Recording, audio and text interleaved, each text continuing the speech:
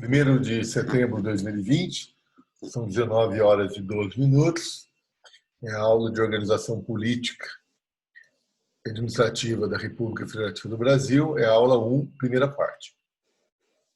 Pessoal, vejam, nas aulas anteriores eu passei para vocês o conceito de Estado democrático de direito, tá, do ponto de vista teórico, e depois nós mergulhamos numa jornada histórica.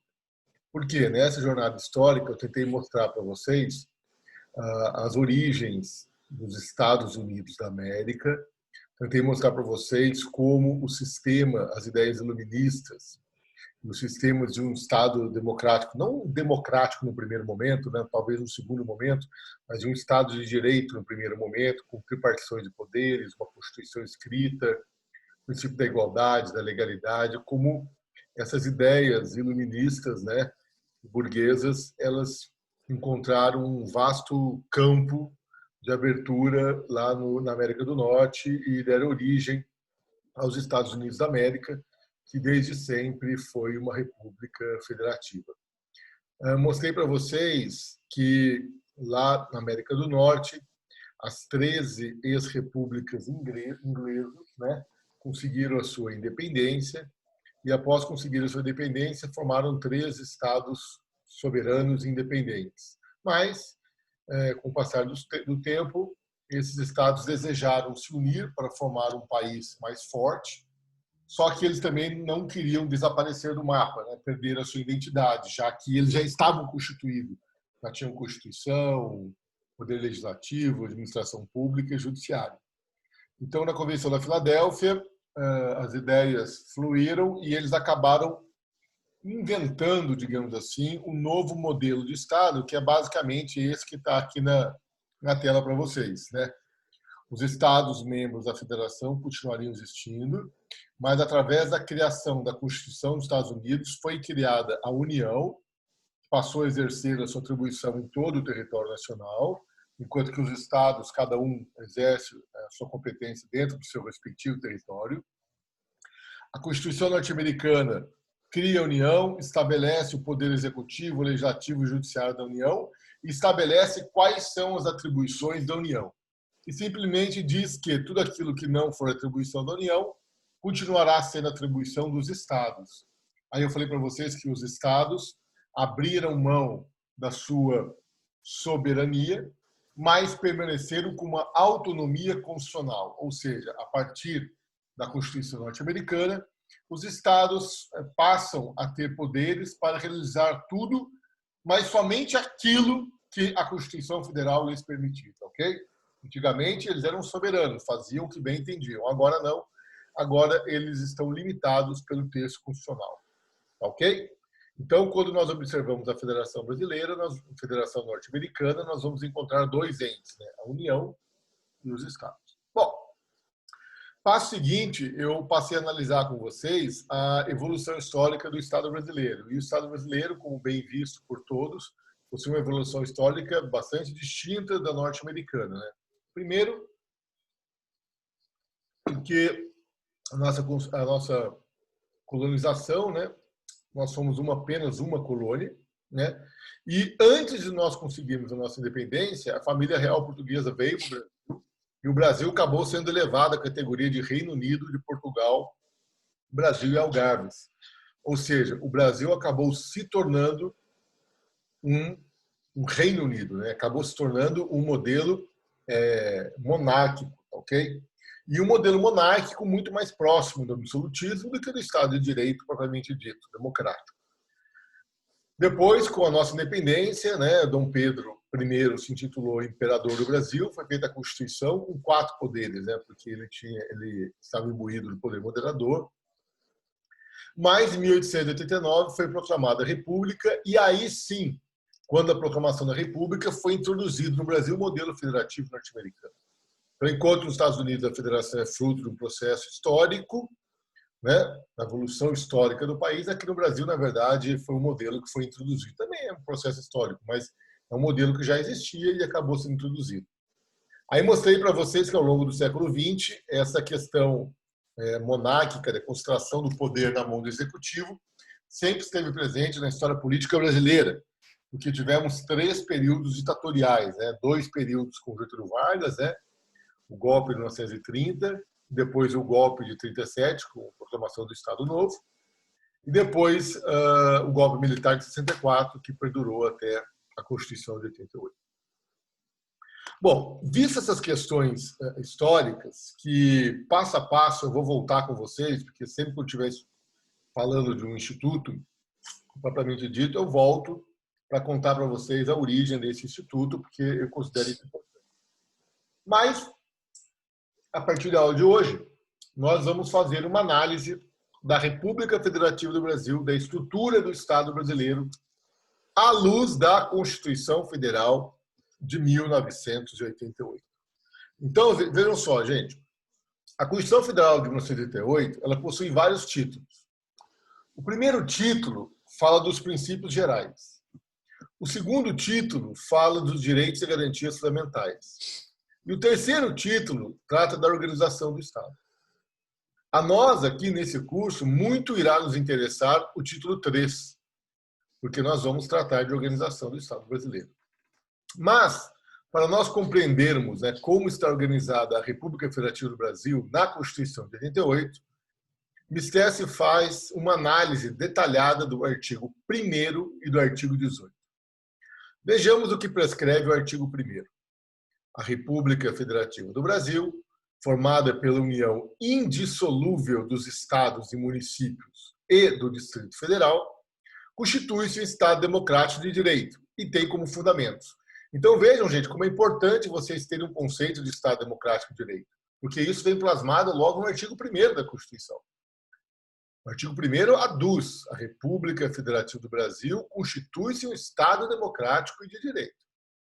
Ela é formada pela união indissolúvel, ou seja, aqui é uma outra característica da federação que eu não falei para vocês ainda, mas os Estados-membros da federação não podem dela se retirar, né?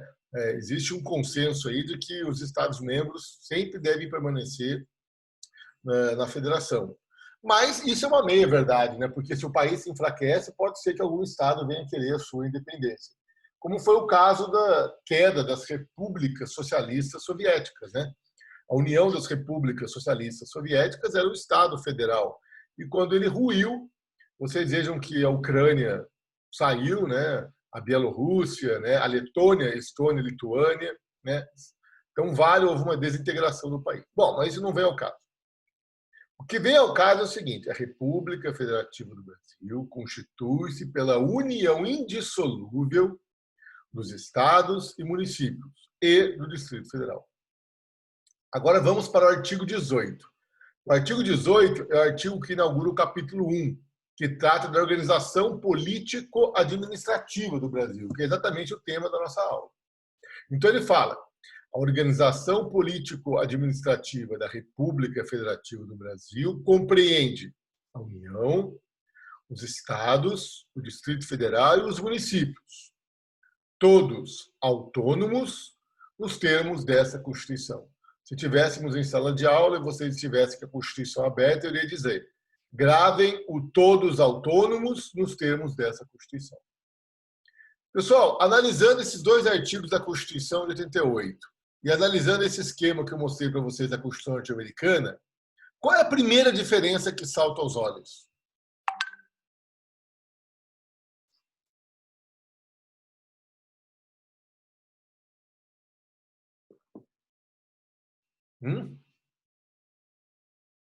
Professor, Oi.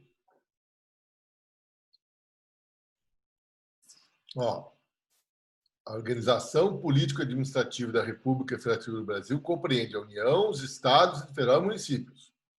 E eu estou dizendo que aqui na Constituição norte-americana nós temos União e estados. Qual a diferença? municípios e Distrito Federal. Isso mesmo, Priscila. Observem que no artigo 18 da Constituição Federal, ele cita a União, ele cita os estados, mas cita também 2 pessoas políticas que não estão previstas no texto da Constituição norte-americana, que é o Distrito Federal e que são os municípios. Então, vocês vejam, como eu falei para vocês, que, ao longo do século XX, o Brasil se afastou do federalismo norte-americano, porque ele introduziu, né, ele acabou criando as suas próprias características federativas. E uma delas está aqui. Aqui no Brasil nós temos um Distrito Federal e nós temos os municípios. Bom, olha o mapinha do Brasil aqui, ó.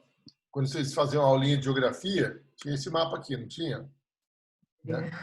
Mapa político do Brasil. Eu fui professor de geografia, tá? Antes de ser professor de direito. Eu tinha 18 anos, eu comecei a dar aula de geografia para o primeiro colegial. Bom, gente, primeiro nós temos a União.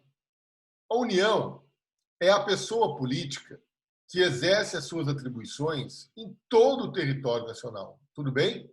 Aliás, é a única pessoa política que exerce as suas atribuições em todo o território nacional. Porque o território nacional está dividido entre os estados e o Distrito Federal. Então, nós estamos vendo aqui os estados, né? Amazonas, Pará, São Paulo, Mato Grosso, tá ok? E aqui, no Planalto Central, bem no meio de Goiás, nós temos esse negocinho amarelo aqui, que é o Distrito Federal.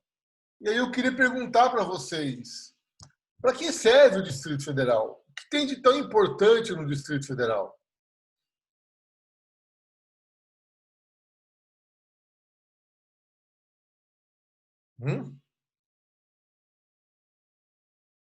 Ninguém sabe? Pelo amor de Deus, gente. Tá escrito aí, ó. O que tem de tão importante no Distrito Federal? A capital da República, Brasília. Brasília. Veja, o Distrito Federal, ele é um mini estado, né?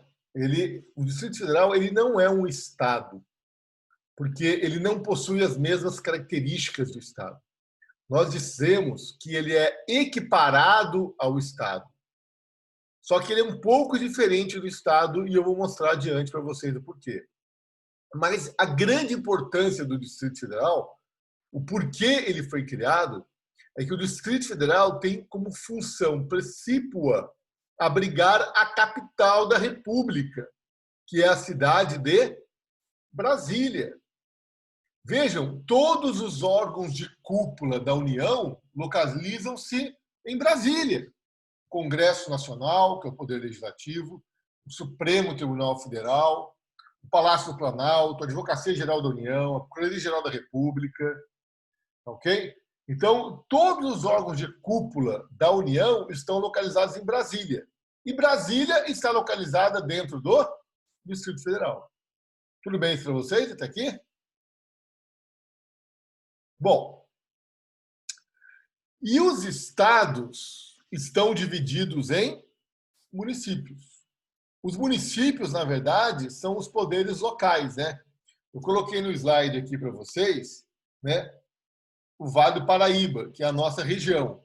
E aqui nós podemos observar que toda essa região que pertence ao estado de São Paulo, mas possuem vários municípios: Taubaté, Tremembé, Pindamonhangaba, São José dos Campos, Ubatuba, São Luís do Paraitinga. Então, percebam, a União exerce suas atribuições em todo o território nacional. Esse território nacional está regionalmente dividido em estados e Distrito Federal. E os estados estão divididos em municípios, que são os poderes locais. Perguntem aos senhores, o Distrito Federal possui municípios? Melhor, quem é o prefeito de Brasília?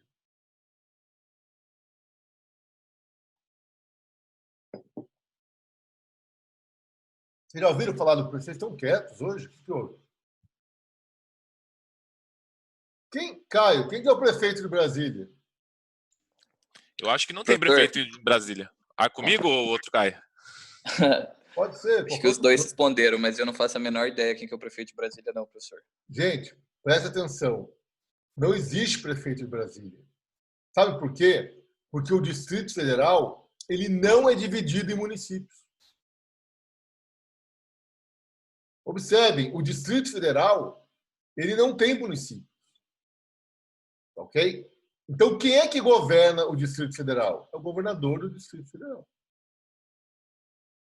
Agora, teve uma pessoa de manhã que falou assim para mim, o município. Gente, qual a diferença entre o município de Taubaté e a cidade de Taubaté?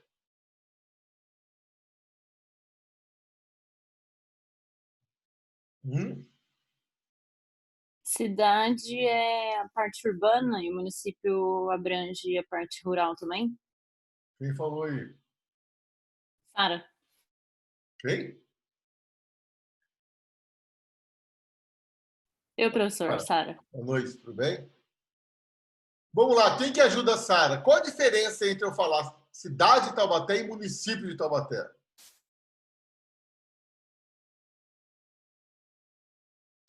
Gente, quando eu falo cidade de Taubaté, eu estou falando de um conceito urbanístico. Porque a cidade de Taubaté nada mais é do que um aglomerado urbano que possui o nome de Taubaté. Tanto é que no mapa aqui, ó, vocês estão vendo aqui, ó, o limite territorial do município de Taubaté, e vocês estão vendo aqui esse pontinho. Esse pontinho aqui é o aglomerado urbano que nós chamamos de cidade de Taubaté.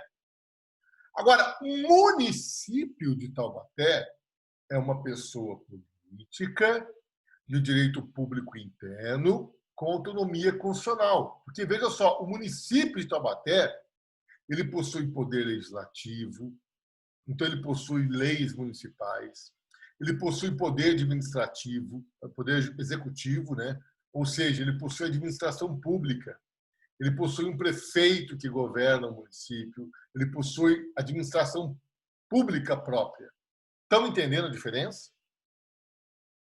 Então, quando eu falo município de Tremembé, eu estou falando de um ente político. Eu estou falando de uma pessoa política de direito público interno. E o município de Tremembé, assim como o de Taubaté, também vai ter poder legislativo, também tem legislação própria, também tem administração pública própria. O poder que falta aos municípios é o poder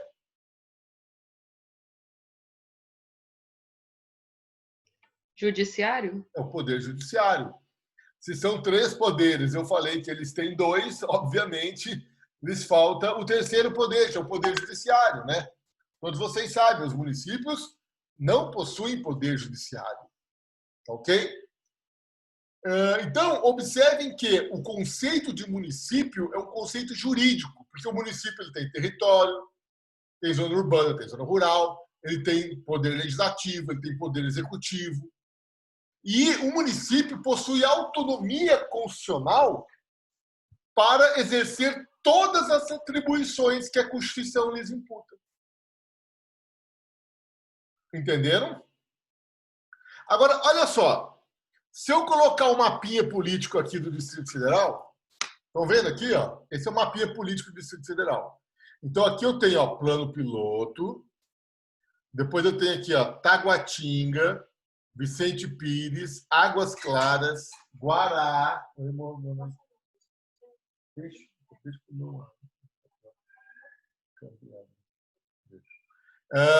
Tem aqui o Jardim Botânico, tem Paranoá, tem Sobradinho, tem Planaltina. Gente, isso aqui são as regiões administrativas do Distrito Federal. E aí vem a pergunta que não quer calar. Qual a diferença entre as regiões administrativas do Distrito Federal e os municípios dos estados, né, que estão nos estados?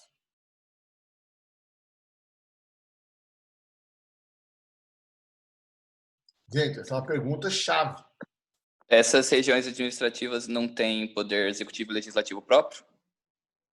Isso, não tem. Mas eu quero mais, Caio. Fala mais para mim. Putz, não sei mais, professor. Outro Caio aí, ajuda? Professor, eu vou ficar devendo também. Eu acho que seria igual São Paulo, que tem subprefeito, aquelas regiões que tem subprefeitura. Exatamente. Essas regiões administrativas aqui são muito parecidas com as subprefeituras do município de São Paulo. Vejam só, gente, essas regiões administrativas, elas não são pessoas políticas. Elas não possuem autonomia constitucional. São meros desdobramentos administrativos do governo do Distrito Federal. Então, veja, o Distrito Federal ele possui um Estado, não é o Estado membro, mas ele possui o governo do Distrito Federal, o poder legislativo e poder executivo. Dentro da organização do poder executivo do Distrito Federal, nós vamos encontrar várias regiões administrativas.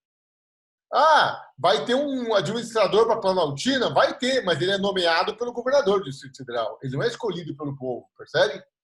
Não tem autonomia política. Não é uma pessoa política. Planaltina não tem autonomia constitucional. É um mero desdobramento político do Distrito Federal. Assim como a subprefeitura de Pinheiros. O que é a subprefeitura de Pinheiros? É uma região administrativa do município de São Paulo. Ela faz o que ela quiser? Não, ela faz aquilo que o prefeito manda.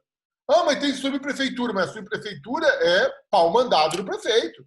É órgão de cargo de confiança do prefeito. Estão entendendo, gente? Fui claro ou não? Tá ok? Não tem lei do Planaltina, não tem lei do Brasilândia. Pois não, Caio. Quer falar alguma coisa? Então, preste atenção, gente. Quando você olha para o Vale do Paraíba e você vê vários municípios dentro do estado de São Paulo, eu vou dizer para vocês que cada um desses municípios possui autonomia constitucional, porque dentro daquilo que a Constituição falou, que compete aos municípios realizar, cada um desses municípios possui autonomia para fazer a forma que entender pertinente. E cada um desses municípios possui legislação própria e administração pública própria. Algo bastante diferente do que nós observamos no Distrito Federal. Porque no Distrito Federal, nós não temos município, nós não temos pessoas políticas, nós temos só o Distrito Federal. E as regiões administrativas do Distrito Federal são meros desdobramentos políticos do governo do Distrito Federal. Pô, professor, então lá no Distrito Federal, quem é que exerce as funções municipais? É o próprio Distrito Federal. Tudo bem? Então, o Distrito Federal, por isso que ele é um ente sui generis, né? Porque ele exerce quase todas as competências estaduais e todas as competências municipais. Tudo bem? Gente, aqui em Taubaté nós temos também... O que nós temos aqui dentro do município de Taubaté, que tem autonomia que é administrativa? O Distrito de Quiririm. O Distrito de Quiririm tem personalidade política, não é pessoa política. É um mero desdobramento administrativo do município de Taubaté. Ou então nós temos o Distrito do Una, né? Mesma coisa. Tudo bem? Alguma dúvida? Beleza. Então, preste atenção agora nesse quadro aqui. Ó. Esse quadro aqui nos será bastante importante daqui para frente, tá? Preste bastante atenção nele. Gente, a Constituição Federal, tá? Ela vai criar e organizar a União. Ela vai prever que o território nacional vai ser dividido entre os estados e o Distrito Federal. E ela vai prever que os estados vão ser divididos em municípios. Gente, pergunto eu aos senhores, qual é a única pessoa política que exerce essas duas atribuições em todo o território nacional?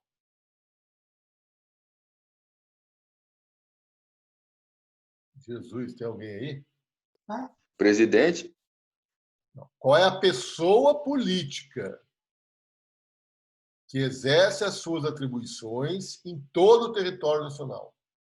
Ou melhor, qual é a única pessoa política que exerce as suas atribuições em todo o território nacional? É a União. É a União, claro. É a União. Então, gente, quais são as atribuições que a Constituição irá outorgar à União? Com atribuições que dizem interesse ao país inteiro. Por exemplo, a quem compete emitir o papel moeda? A União. Você já imaginou se a competência para emitir o papel moeda fosse dos municípios? Imagine, temos 5.000 municípios, né? Como é que o cara que mora em Pinda, como é que vai pagar a faculdade em Taubaté, né? São 10.000 pindenses, né? Não, contra 5.000 taubatianos, sei lá, né? Não tem jeito, né? Não tem sentido. Nós precisamos ter uma moeda só no país. Então, a competência para emitir o papel moeda é da União, porque esse dinheiro vai valer no país todo. E quem irá fazer uma política econômica nacional também será a União, porque só ela está atuando em todo o país. E quem irá manter o Banco Central do Brasil também será a União. Bem? Gente, quem é que defende as fronteiras?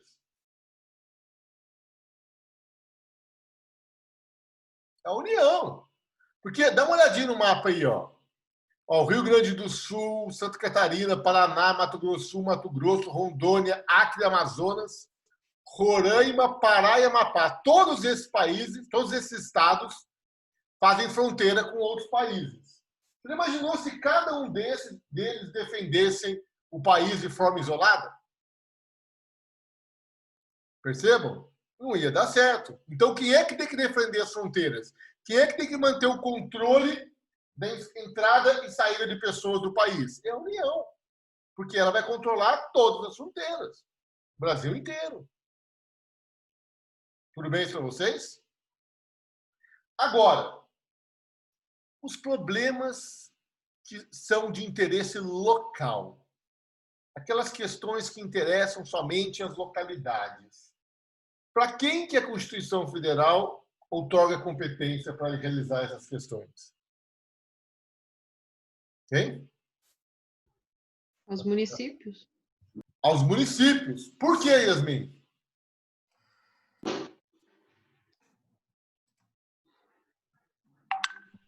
Porque, vejam só, a quem interessa o trânsito da cidade de Taubaté? Aos munícipes taubatianos e aqueles que aqui vêm nos visitar. Bom, gente, veja só, se é uma questão local, se é uma questão que pode ser resolvida e administrada pelo poder local, por que eu vou atribuir isso para um outro poder? Você já imaginou se fosse competência do Estado de São Paulo cuidar do trânsito do município de Taubaté? Pô, eles não conhecem, eles vão ter que ter órgãos lá, cada um para conhecer cada cidade. São mais de 500 municípios do Estado. Não faz sentido. Aliás, o professor Alexandre Moraes, no texto que eu mandei vocês lerem, que vocês vão ler daqui a pouquinho, ele diz lá que, aliás, isso é até para consagrar o princípio democrático. Porque as questões locais, as questões que podem ser resolvidas localmente pelos municípios, que sejam resolvidas pelo município. Porque o município é o poder político, é a pessoa política que está mais próxima de nós. Então não faz sentido algo que interesse somente a nós ser decidido por um poder que tem uma abrangência maior do que o poder municipal. Quem é que vai manter os postinhos de saúde, as escolas de ensino básico? Quem é que vai cuidar do asfalto, do trânsito da cidade? São questões de interesse local. E as questões regionais? Essas são tratadas pelos estados. Então, vocês vejam, o que eu estou dizendo para vocês não é uma verdade absoluta, mas é um norte, tá? A distribuição das competências realizada pela Constituição entre as pessoas políticas segue essa regra. Existem exceções, mas a ideia é essa. Questões de interesse nacional, competência da União. Questões de interesse regional, competência dos estados e Distrito Federal. Questões de interesse local, competência dos municípios e do Distrito Federal. Entenderam? Posso dar um exemplo para vocês? Para clarear? Tá. Vamos lá. Alguém conhece a rodovia Presidente Dutra? Onde ela começa e onde ela termina? Outra termina no Rio de Janeiro. Começa? Não sei. Em São Paulo. São Paulo. É. Você concorda que é uma estrada interestadual? O que é interestadual? Porque ela interliga dois estados. Aliás, ela faz parte da BR-116, né? Que vai lá do Rio Grande do Sul e vai acabar lá em cima, lá no Amapá. Ou a BR-101, que sai do Rio Grande do Sul e vai para o Amapá pelo litoral. Ou a Belém-Brasília, que sai do Distrito Federal e vai chegar lá em Belém, no Pará. Então, vocês vejam, essas estradas que interligam estados são de interesse estadual ou nacional? Nacional. Nacional. Então, quem é que tem competência para criar, planejar e construir essas estradas? A União. A União. Ele vai administrar as estradas. A rodovia Presidente Dutra, que corta a nossa cidade, ela é administrada pela União. Agora, por outro lado, existem rodovias que interligam municípios do mesmo estado. Como é o caso dessa rodoviazinha que está aqui no mapa para vocês, muito querida por nós, né, que é a rodovia Oswaldo Cruz, que parte de Taubaté, passa por São Luís do Paraitinga e chega no município de Ubatuba. Gente, essa é uma estrada intraestadual, porque ela começa e termina dentro do estado de São Paulo. Mas ela é intermunicipal, porque ela interliga vários municípios dentro do mesmo estado. A quem compete organizar, administrar, criar essa estrada? Estado. Quem? Do estado. Não, Estado? O Estado. Eu não entendi o que você falou. É o governo do Estado. Ou então, aquela rodovia que vai até Campos do Jordão. Como chama ela? Rodovia... Pinheiro... Pinheiro Rodrigues? Floriano. Floriano Pinheiros. Pinheiro Rodrigues? Floriano Pinheiro Rodrigues. Isso. Tá vendo? Ela sai de Taubaté, passa por Tremembé, passa por Santo Antônio do Pinhal e chega lá em Campos do Jordão. A quem compete essa estrada? Ao Estado de São Paulo. Tudo bem? Ou então Carvalho Pinto, né? O sistema Ayrton Senna Carvalho Pinto, né? Que é a mesma estrada, né? Ela possui dois nomes diferentes que foram construídas por dois governadores diferentes, né? O Maluf e o Fleury. Bom, também é uma estrada estadual, porque interliga São Paulo e Taubaté. Estão entendendo? Agora, eu não sei se vocês notaram, mas quando a gente está indo para Ubatuba, veja que a estrada de Ubatuba ela pega um bom pedaço da zona rural de Taubaté, né? Então, quando você sai de Ubatuba, você vê umas plaquinhas assim, estrada municipal, nome tal. Estrada municipal tal. O que é essa estrada municipal? São pequenas estradas que interligam as fazendas dentro do município de Taubaté. Essas são de competências municipal, porque são pequenas estradas. Então, olha só. O trânsito das cidades, né, as ruas das cidades, né, isso é competência municipal. As pequenas rodovias que interligam localidades dentro das cidades, competência municipal. Rodovias que interligam cidades dentro de um estado, competência estadual. E rodovias que interligam estados, competência federal, da União. Estão entendendo? Sim ou não? Sim. Então, vocês vejam que a rodovia Presidente Dutra ela é administrada pela União. Tá? Na verdade, houve uma concessão, né? Ela foi concedida, né, para a empresa Nova Dutra. Né? A Nova Dutra ela administra e mantém a União em troca do dinheiro arrecadado por pedágio. Ela administra e mantém a rodovia Presidente Dutra em troca do dinheiro arrecadado pelo pedágio. Gente, esse processo licitatório foi feito no âmbito da União. Tudo bem? Lá em Brasília. Eles fizeram tudo. Agora, a rodovia Carvalho Pinto também passou por um processo licitatório e também é administrado por uma empresa, se não me engano, é Ecovias. Né? Mas quem fez esse processo licitatório? Foi a União? Estado, né? Não. Foi o governo do estado de São Paulo, porque a rodovia lhe pertence. Estão entendendo? Agora deixa eu contar uma história para vocês. Esse mapa aqui que eu coloquei aqui é antigo, mas você está vendo, aqui está a Dutra, né? E aqui está a rodovia Floriano Pinheiro, né? Que vai para Campos do Jordão. A Carvalho Pinto vem aqui, certo? Paralela à Dutra. E ela entra aqui perto desse rio aqui, ó, e vai encontrar com a Estrada de Campos, não é assim? E aí o que acontece? O cara que está indo para Ubatuba, que vem de São Paulo, está indo para Ubatuba, o que ele faz para pegar a rodovia Oswaldo Cruz? Ele tem que pegar a Dutra, andar 6 quilômetros na Dutra e pegar a Oswaldo Cruz. E isso, quando é feriado, congestiona toda a Dutra.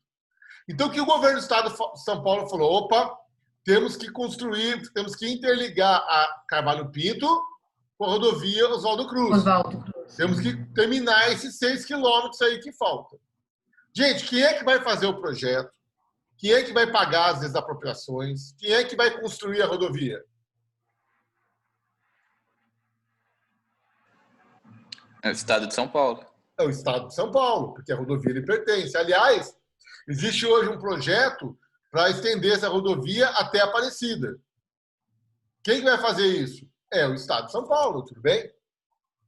Aí eu pergunto para vocês, esse trecho de 6 quilômetros, ele passa muito perto da zona urbana de Taubaté. Aliás, ele corta a zona de expansão urbana do município de Taubaté. Pode o município de Taubaté interferir nesse processo? Você acha que pode, Ana? Mas não é competência do Estado?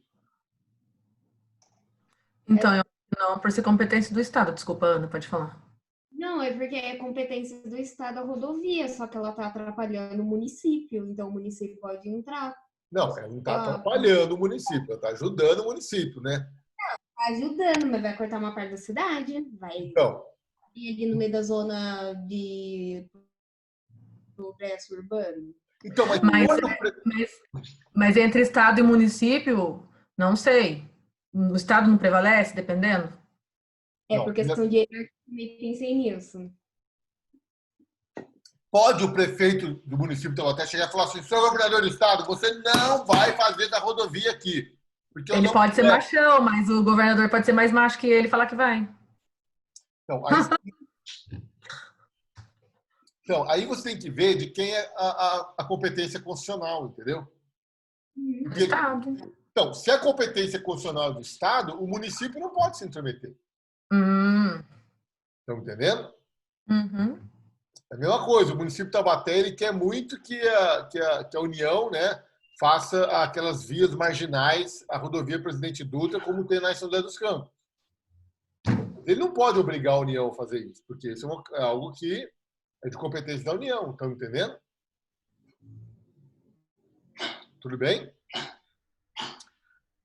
Agora, pode o prefeito municipal, ao analisar o projeto do prolongamento da rodovia Carvalho Pinto, pedir uma audiência com o governador do estado, levar uma equipe técnica, chegar lá e falar, senhor governador do estado, o senhor desenvolveu esse projeto aqui para prolongamento da Carvalho Pinto, mas esse projeto está passando muito perto da zona urbana do município. Será que nós não poderíamos pensar num outro projeto? Será que a estrada não poderia desviar por aqui? Será que a ficaria melhor assim e tal, não sei o quê? Veja, ele não está impondo, ele está negociando, ele está conversando, ele está pedindo um auxílio. Veja.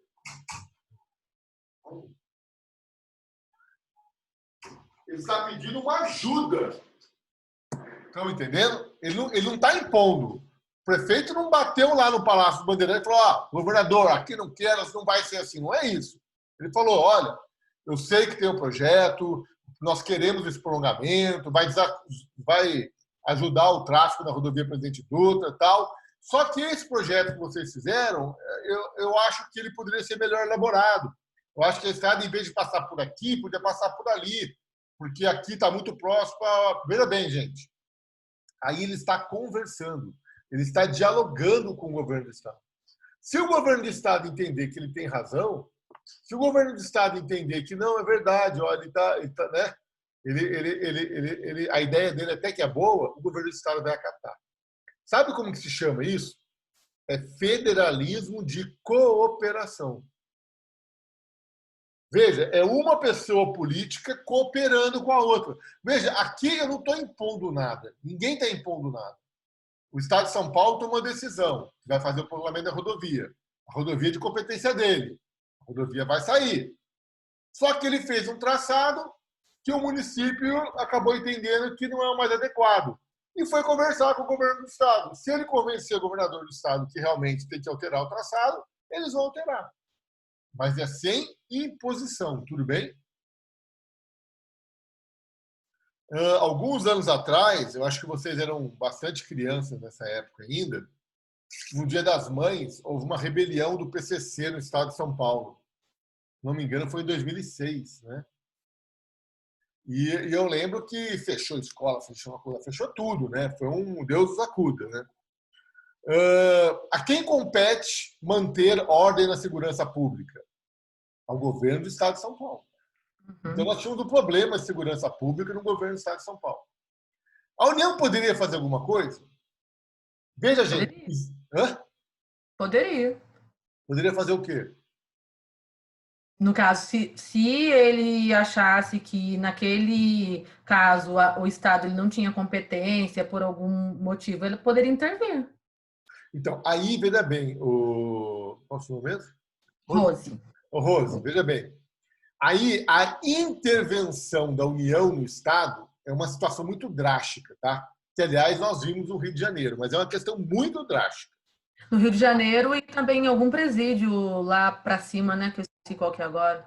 Que começou a ter muita morte, não foi? Ou quase chegou a intervir, não foi? Mas veja bem, a intervenção federal no Estado é uma medida muito drástica, tá? Ela não pode ser tomada assim porque houve uma rebelião. Naquele momento, havia um problema de segurança pública no Estado de São Paulo, mas não foi decretada a intervenção. Se tivesse decretada a intervenção, a autonomia do Estado de São Paulo estaria suspensa.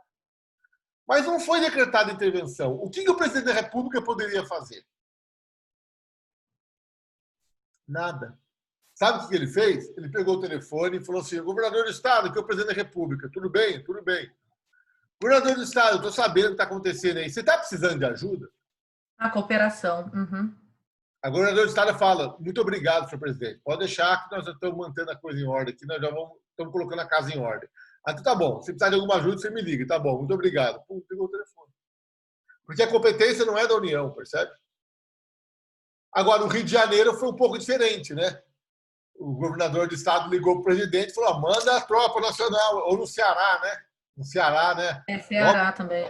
Então, mas não foi intervenção. Logo que o Bolsonaro assumiu o governo, né, houve um problema de segurança pública no Ceará e a União enviou a Força Nacional lá para ajudar a segurança pública. Veja bem, houve uma cooperação entre o governo federal e o governo estadual do Ceará. Não foi nada imposto, porque quem compete manter a segurança pública é o Estado e não a União.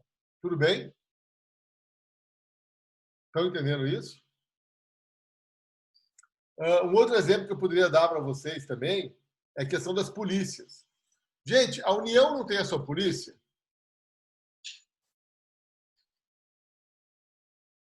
Como que se chama a polícia da União? É a polícia mais querida do Brasil. Polícia Federal. Polícia Federal. Qual a competência da Polícia Federal, Caroline? Garantir a segurança pública com relação aos crimes de... Como que fala? Nacional, assim, que dê algum problema em relação à nação, ao Brasil, no caso. Primeira coisa, a Polícia Federal ela vai fazer o controle de todas as pessoas que entram e saem do país. Primeira função dela. Tanto é que quando você vai tirar passaporte, onde você vai tirar? É na Polícia Federal, né? Quem emite os passaportes é a Polícia Federal. Então, primeira coisa, ela controla todo mundo que entra e sai do país. Ok? Agora, ela também faz o combate ao tráfico internacional de entorpecentes. Veja, a Polícia Federal ela não está preocupada com a boca de fumo, né? Com o carinha que está vendendo. Não, ela está preocupada com o quê? Com o tráfico internacional de entorpecentes. com tráfico internacional de crianças, de pessoas escravas, com crimes de corrupção que envolvam empresas da União, e é por isso que a Polícia Federal, né, atuou muito aí no Petrolão, porque a Petrobras é uma empresa que pertence à União. Então vejam que a União possui a sua polícia e essa polícia tem competências. Agora, quem é que faz a segurança pública do dia a dia? Não é a Polícia Federal, é a Polícia dos Estados, que é a Polícia Militar. Aliás, os estados possuem duas polícias, né? A Polícia Militar e a Polícia Civil. A Polícia Civil é a Polícia Judiciária, né? São os investigadores de polícia, os delegados de polícia, né? Que investigam os crimes e tal. A Polícia Militar Estadual, ela faz o quê? Ela faz a patrulhamento ostensivo. Agora, e os municípios? Eles não têm polícia? Como é que chama a polícia dos municípios? Guarda Municipal. Guarda Municipal, ou a Guarda Civil, né? Ou a Guarda Civil Metropolitana, dependendo do município, vai ter um nome. E qual que é a competência deles, Rosa?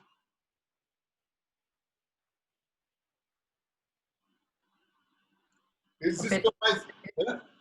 De gerir o tráfego da cidade, o trânsito. Não, eles estão mais preocupados com o trânsito, eles estão preocupados com o exercício ilegal do comércio, esses vendedores ambulantes. Eles estão ligados à proteção do patrimônio público, histórico. Então, vejam, a União possui uma polícia que possui uma competência que é completamente diferente da competência da Polícia Estadual, que é diferente da competência da Polícia Municipal. Estão entendendo? Cada macaco, seu galho. Agora, eles podem agir em cooperação? Pode. Podem agir em cooperação. Ok? Nada impede que um guarda civil, vendo uma pessoa roubando, ele vai dar voz de prisão para ela, vai manter aquela pessoa, mas o que ele vai fazer? Ele vai chamar a Polícia Militar. E vai levar para a delegacia de polícia estadual. Tudo bem? Que é a competência dele. Entenderam? Aliás, às vezes isso dá certo, às vezes isso dá errado, né? Eu lembro em Taubaté uma vez que tinha uns traficantes aqui em Taubaté que faziam tráfico internacional de entorpecentes. Era uma coisa grande, né? E aí a Polícia Federal estava investigando e eles iam vir aqui e dar o bote nos caras, né? Só que eles pediram o apoio da Polícia Civil Estadual. A Polícia Civil não pode vir que a gente dá apoio para vocês.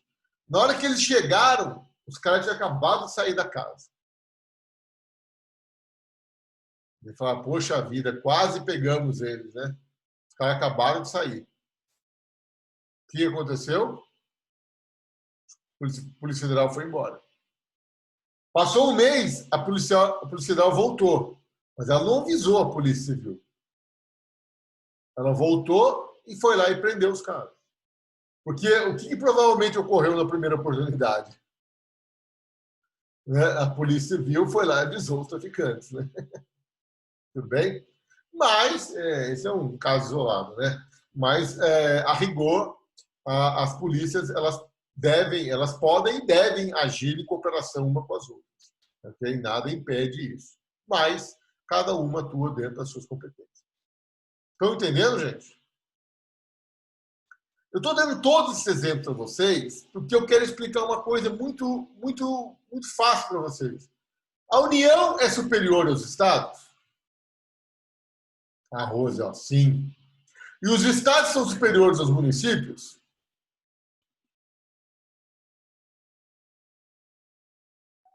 Sim. Olha lá, já responderam aí, sim. Gente, preste atenção. Do ponto de vista jurídico, não há que se falar em distinção hierárquica entre as pessoas políticas. Do ponto de vista jurídico, União, Estado, Distrito Federal e município se encontram no mesmo patamar hierárquico. Por quê? Porque, vejam só, tudo aquilo que é competência municipal é competência municipal porque foi a Constituição que outorgou para o município. Então, as demais pessoas não podem se intrometer. Aquilo que é competência estadual porque a Constituição assim determinou. E nem municípios a União pode se intrometer. E aquilo que for competência da União, o é porque assim a Constituição determinou, e os estados e municípios não podem intervir. Então não há que se falar em superioridade hierárquica da União e dos estados frente aos municípios. É claro que os municípios têm um campo de abrangência territorial muito menor que a União e os estados. É claro que as competências municipais estão ligadas a questões locais. Talvez as questões que a União trata sejam mais importantes do ponto de vista nacional. Mas as questões municipais, de interesse local, a União também não pode intervir. Estão entendendo? Então, do ponto de vista jurídico, todas as pessoas políticas encontram-se no mesmo patamar. Ok? Dúvidas? Bom, beleza. Outro conceito bastante importante para vocês na aula de hoje. Jamais confundam na vida de vocês a República Federativa do Brasil com a União. Vejam, a República Federativa do Brasil é o Estado Federal brasileiro, que é soberano, é pessoa política de direito público internacional. Lá no direito nacional, a República Federativa do Brasil é um país que se relaciona com outros países, como a República Argentina, Boliviana, Colombiana, Venezuelana. Então vejam que no quadro de nações, as nações, né, elas se relacionam. E o Brasil é conhecido como República Federativa do Brasil, um Estado federal soberano. Então, quem está de fora do Brasil e olha para o Brasil vai ver quem? Vai ver a República Federativa do Brasil, ou seja, o Estado Federal Brasileiro, que é com quem ele irá celebrar tratados internacionais, ele vai fazer parte da ONU, etc. É o Estado soberano brasileiro. Agora, a União, ao lado dos estados, do Distrito Federal e dos municípios, são pessoas políticas de direito público interno. São entes federados, são partes do todo. O todo é a República Federativa do Brasil.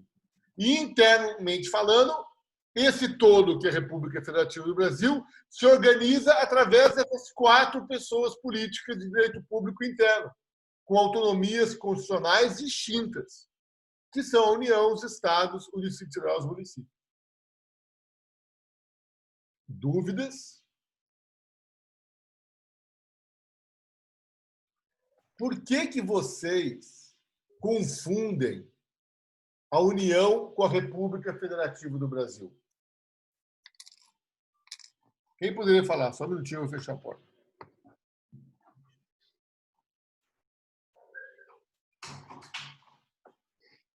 O que vocês confundem?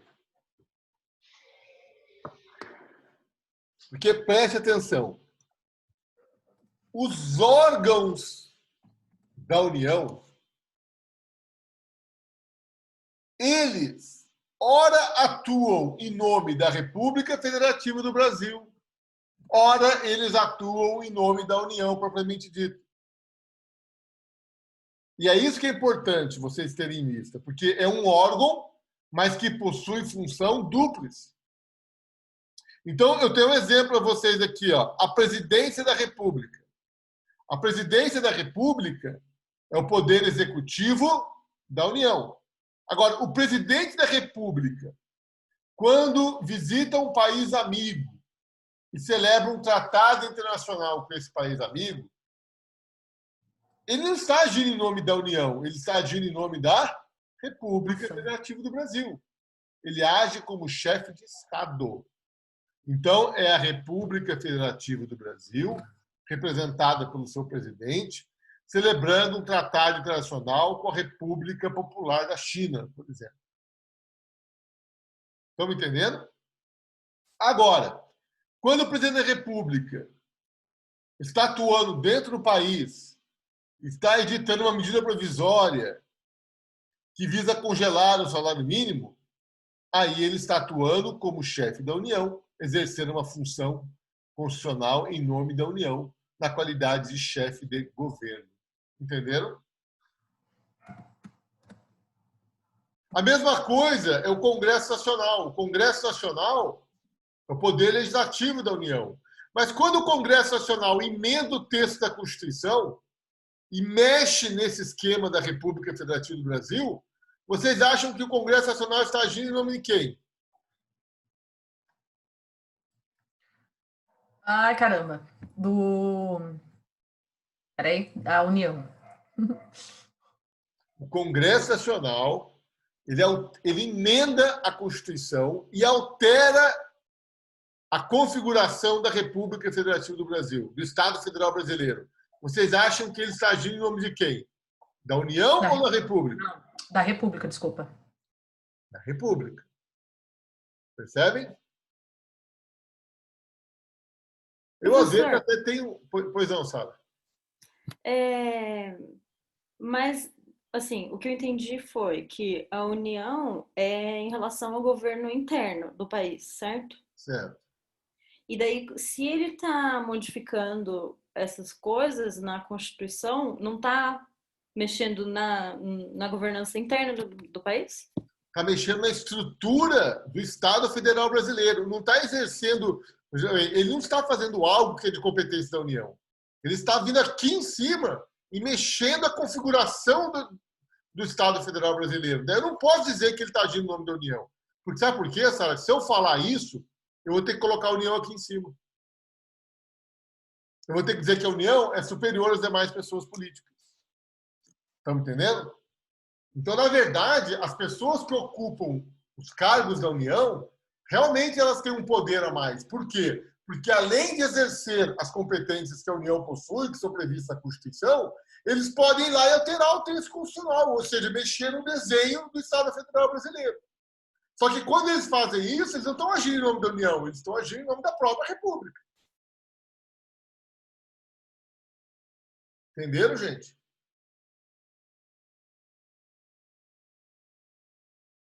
Dúvidas?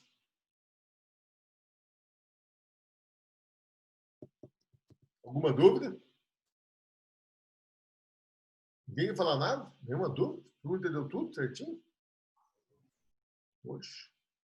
Professor. Também ainda entende. E essa questão de saber se a União ou República Federativa do Brasil é algo que acontece no livro, livro que não faz essa distinção tão clara como o senhor fez agora. A doutrina mais tradicional, a doutrina mais balizada, ela faz, tá? Você pegar o general Ataliba, José Afonso da Silva, tá? Eles fazem essa distinção.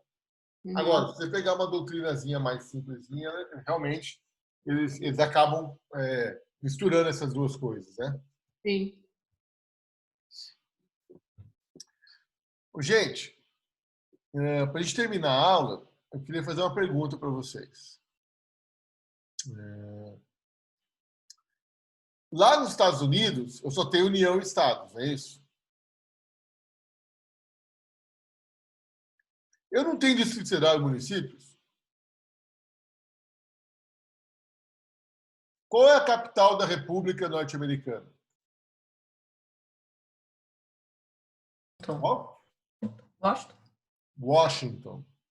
Washington. Yes. E Washington está onde? Está no Distrito de Colômbia. No Distrito Obrigada. de Colômbia. Qual a diferença entre o Distrito de Colômbia e o nosso Distrito Federal, Caio? Eu acho chamado, que... Só um minutinho. Lá é chamado, Rose, de Washington, D.C. Isso. Porque eles têm um estado de Washington lá na costa oeste, né, no Pacífico. Então, o distrito, qual a diferença do Distrito de Colômbia, onde está localizado Washington, e o Distrito Federal Brasileiro? Caio.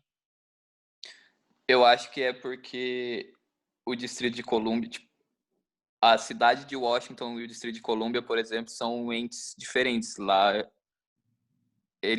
a cidade de Washington é um município e é uma pessoa política autônoma. Não, cara, é o seguinte. O Distrito de Colômbia é território federal. Quem manda no Distrito de Colômbia é a União Norte-Americana. O Distrito de Colômbia é um território federal. Preste atenção. Quem manda lá é a União. Aqui no Brasil, não. Aqui no Brasil, quem manda em Brasília não é a União, é o Distrito Federal. Quem é que manda no trânsito da Praça dos Três Poderes? É o governo do Distrito Federal. É o governo do Distrito Federal. Lá não. Lá quem manda é a União, entendeu? O Distrito de Colômbia não tem personalidade jurídica. Não é uma pessoa política de direito público interno como o Distrito Federal é aqui no Brasil. Ah, professor, mas tem um prefeito lá em Distrito de Colômbia com um conselho que se parece muito com uma Câmara Municipal. Mas eles são subordinados ao presidente da República e ao Congresso norte-americano. Se o prefeito de Washington tomar qualquer medida que o Trump não gosta, o Trump na hora vai lá dar uma canetada nele, ele tem que voltar atrás. É uma descentralização política, como ocorre lá naquelas regiões administrativas do Distrito Federal. Entenderam? E outra coisa, e os municípios? Lá nos Estados Unidos não temos poderes locais? Como é que se chamam os poderes locais lá nos Estados Unidos? São os condados, né? São os condados. E lá não tem os condados? Não tem. Como é que faz? Olha aqui, ó. A Constituição norte-americana, ela não está nem aí para os condados. Porque os condados lá, os poderes locais, é problema de quem? Dos estados. Então, se eu fosse colocar aqui o condado, eu faria assim, ó.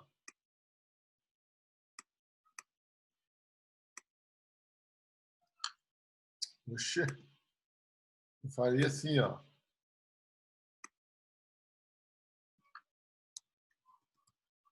Tá vendo? Os condados, gente, isso é uma divisão administrativa dos estados. A Constituição norte-americana, nem para os estados ela dá bola, né? A Constituição norte-americana ela trata da União.